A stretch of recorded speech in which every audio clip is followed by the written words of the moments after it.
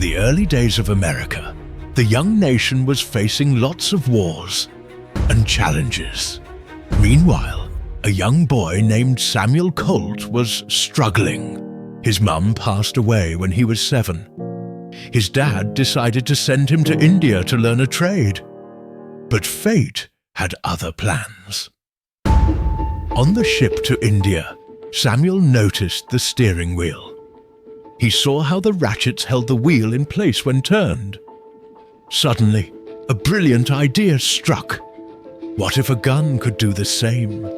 What if a cylinder rotated and locked in place after each shot, allowing multiple fires without reloading each time? It was an idea that would change history. And that was the beginning of the revolver. But genius alone wasn't enough. Colt needed money. He approached family and friends, most of whom dismissed his concept as outlandish.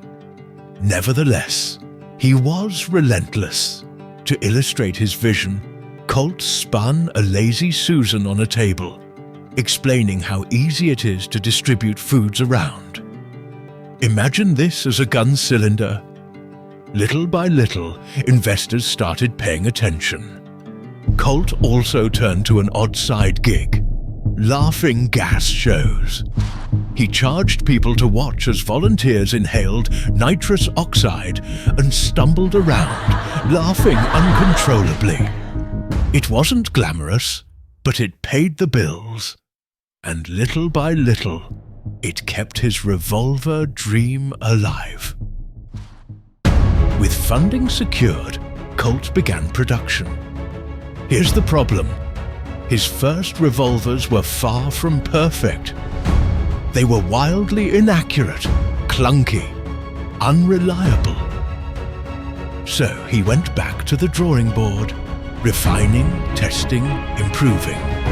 Then, after countless adjustments, he created the Colt Patterson, a firearm unlike anything the world had ever seen.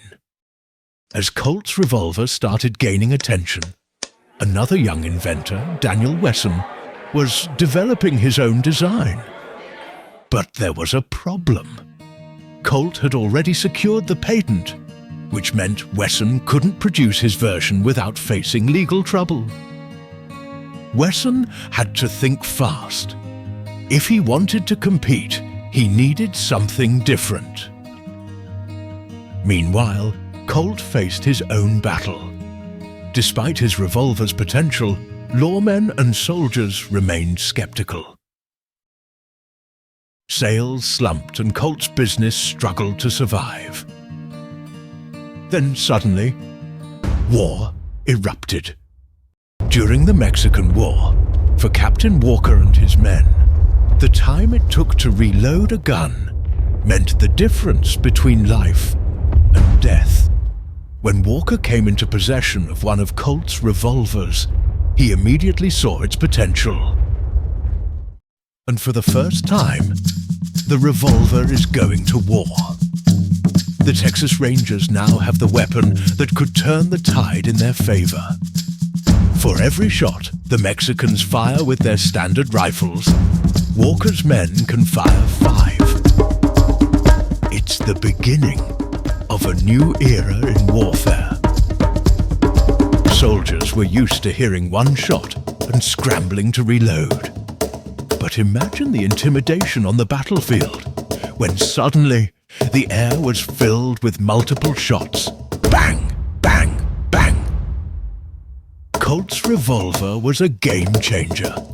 Samuel Walker had seen firsthand how Colt's revolvers changed the battlefield, and now he wanted as many as he could get. But there was a catch. Walker didn't just want more revolvers. He wanted them bigger, deadlier. 6 shots instead of 5. More firepower, more advantage. Colt agreed immediately. But then there was a huge problem. He couldn't produce such a massive order alone. his small-scale operation wasn't capable of mass production. To meet this demand, Colt turned to an unlikely ally, Daniel Wesson. Together they created the Walker Revolver, named after Captain Walker. With firepower that won't be matched for 90 years, it was the mightiest handgun of its day. Colt's business boomed, but the Wessons weren't about to stay in the shadows. Years later, Samuel Colt made a bold move to handle all production himself, parting ways with the Wessons. And as Colt mass-produced his new product, the Wessons continued crafting their guns by hand. With Colt's patent nearing expiry, the Wessons secretly began a limited production of their own new revolver. However, just as the Wessons were ready to launch their revolver, disaster struck. Colt extended his patent. For another 7 years, Colt would remain untouchable. For the Wesson brothers who had invested so much into their new gun, this was a devastating blow. Edwin Wesson, heartbroken, later suffered a fatal heart attack. Left with no choice, Daniel Wesson had to sell the company he and his brother had built so hard. But fate had one last twist. He was about to meet a man who would change his destiny forever, Horace Smith. Meanwhile, deep inside Colt's factory, a worker had an idea. Rollin White had developed a groundbreaking concept, a bored-through cylinder that allowed for rear loading. An idea that is simple and more efficient. But Colt rejected it. Colt said it was unnecessary and dangerous.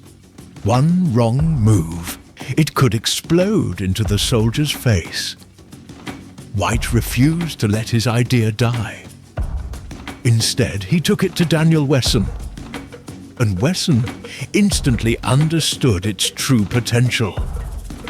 But there was still a problem. The thing is, Colt was right. It was dangerous. For centuries, loading a firearm was a slow, tedious process. A shooter had to measure and pour the gunpowder, load the lead ball, ram the ball into place, and finally, add a percussion cap to ignite the shot.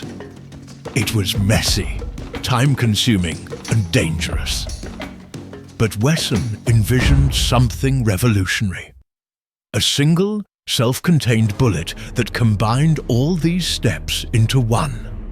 He encased the gunpowder inside a metal cartridge, sealing it behind a lead projectile. No more loose powder, no more fumbling with percussion caps. Just one bullet, one quick reload. The world's first full metallic cartridge bullet. And when paired with White's bored-through cylinder, it could fire faster than anything Colt had ever built. And now, Wesson wasn't just competing with Colt. He was armed with the perfect weapon to take his empire down. Eventually, Colt's patents expired. For the first time, he was forced to compete on even ground. Then came the Civil War. Colt, ever the businessman, had sold his revolvers to both Union and Confederate forces before the war officially erupted. But as tensions rose, so did accusations. Many in the North branded him a traitor when they learned Colt also sold his revolvers to the South. The man who armed a nation was now a man without a country. In 1861, at 46 years old, he declared his loyalty to the Union and was named a colonel by Connecticut. He even volunteered to lead a regiment of 400 men. But Colt had one condition. he insisted on choosing his own soldiers. The governor was furious, and in less than 2 months, the entire regiment was shut down. Colt never saw the battlefield. His last chance at redemption had slipped away, his reputation tarnished beyond repair. Determined to leave a different legacy, Colt relentlessly worked himself to exhaustion. In 1862, his body finally gave out. At just 47 years old, Samuel Colt was dead. His empire was now in the hands of his wife, Elizabeth. But fate was not done testing the Colt family. 2 years later, disaster struck. The Colt factory burned to the ground. His empire lay in ruins. Elizabeth Colt's misfortune became Smith & Wesson's opportunity. As she struggled to rebuild after the devastating fire, Smith & Wesson opened a new facility and ramped up production. Smith & Wesson thrived throughout the war, but Elizabeth Colt was not finished yet. She will soon recover from the devastating fire and continue to innovate, eventually producing what would become the most famous Colt gun of them all. The gun that would tame the American West. The Peacemaker.